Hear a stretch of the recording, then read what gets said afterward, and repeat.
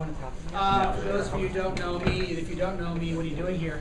I'm Chris Basso, Professor of Public Policy in the School of Public Policy and Urban Affairs. I'd like to welcome all of you to our, that's not annual, it's each semester we end the semester with a capstone presentation workshop, and then followed up by, of course, a social event. A few announcements before I introduce our host, or ringleader this semester. One, after we're done tonight, you are reminded that you are all invited to an end of the semester a social event, food, at, what's the name of the restaurant again? Pantai. I was about to say Bo-9, I knew that was wrong. It's Pantai. It's on Westland Avenue across from Whole Foods. We have plenty of food, so even if you didn't sign up, come anyway. Got plenty of food, free food, cash bar. You're not crazy. So everybody's invited. Yeah, I mean, yeah, really, I mean, at the end of the day, if I said, oh, free open bar, I'd be, you know, might as well just, you know, sign away the budget. So please do come. There's going to be plenty of good food, and you know, we have a separate room in the back, so you'll be able to socialize with each other and, you know, spread rumors and do all kinds of fun stuff. So we'll have a good time there. Second, let me make a couple of quick announcements. Obviously, how many of you are doing the capstone in the spring semester? Okay, good. I'm in charge of that, so we'll have those. We'll probably have 18 students in the capstone in the spring. I'm not coming back from vacation. 18. So we're going to probably about 5 projects, probably. We're working those right now. It's going to be a really interesting, fun time, he says. But it'll be a lot of fun and it'll be really busy. But for those of you, we'll have those projects ready to go probably the first week of the semester. You'll expect to hear from me over the break.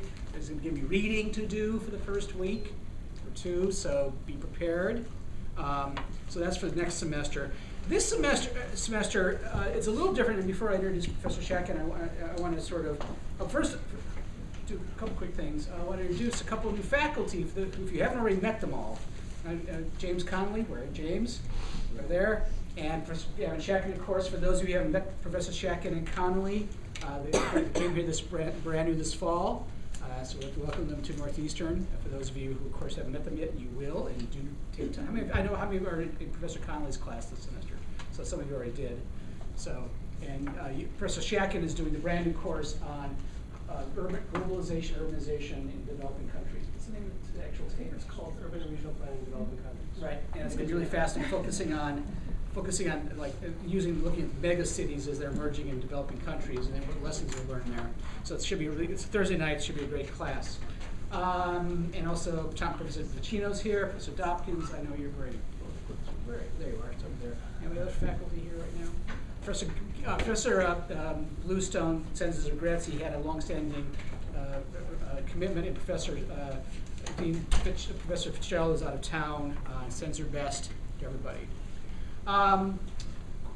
Just a quick introduction here. This is a bit unique this semester compared to most semesters in 2 dimensions. One, we have involved in our capstone with our usual students from Urban Regional Policy and Law and Public Policy and Public Administration, 4 students from the Infrastructure and Intelligent Diagnostics sort of IGERT. It's an interdisciplinary graduate education and research and training program, NSF funded School of Engineering. I work with the students, and so we have 4 students from basically engineering and science who know lots of stuff that you don't know, and vice versa. You know, it's interdisciplinary to a core, and their students are interested in looking at infrastructure from the perspective of science and technology, and looking and doing things like sensing devices and sensing decay of road structures and bridges and that kind of stuff.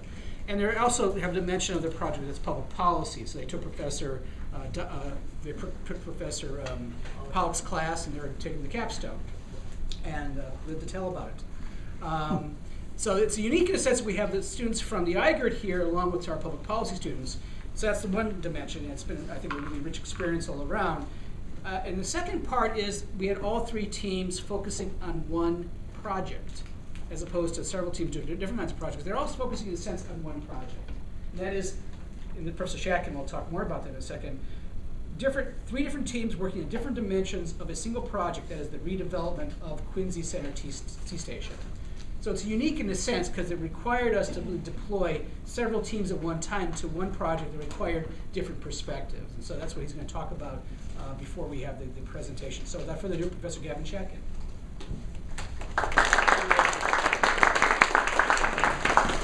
First of all, as Professor Basso said, this is the first time that I am leading this capstone project.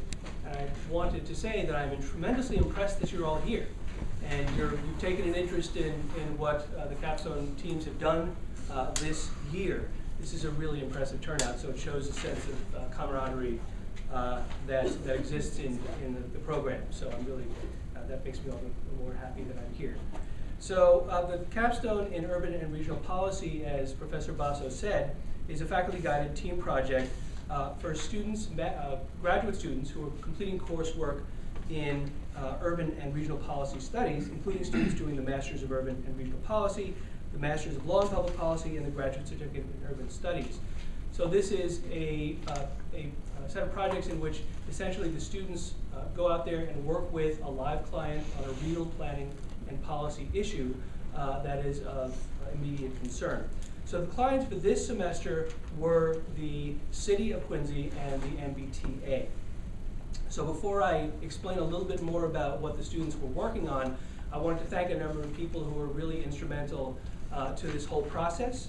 First of all, I want to thank Chris Walker, who's the Director of Policy and Information at the City of Quincy, who was our lead client contact at the city, and really made himself available and was very generous with his time and resources in terms of consulting with the students on these projects. Mayor Thomas Koch of the City of Quincy was also instrumental in making these projects and the resources available. Mark Boyle, the Assistant General Manager for Development at the MBTA. One of the three projects, the parking project that I'll talk about in a minute, the lead client was the MBTA, but obviously we're talking about a T station, so the MBTA had a direct interest in all three of these projects, and he was a critical resource at the MBTA as well. Richard Heaps of Streetworks, he is a co-founder and partner at Streetworks, which is a developer which is developing a major downtown redevelopment in Quincy that I'll talk about in a minute. And he was also very generous with his time and resources. So I wanted to thank those people, and there are a number of other people I won't have time to thank, but this was really a collaborative effort. Here at the School of Public Policy and Urban Affairs, there were a number of faculty who played a critical role besides, obviously, me. I'm teaching the course, I should be involved.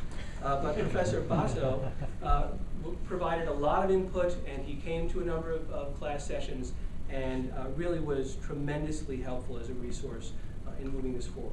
Professor Pollack was the kind of lead provider of technical knowledge and assistance to the students and consulted with the students throughout the semester. Lori Dobkins was critical to helping to formulate this project and kind of get me up to speed on the context in which these projects take place. Professor Connolly, James Connolly, a new faculty member, was critical at various stages in giving input on some of the students' ideas and on their final presentations.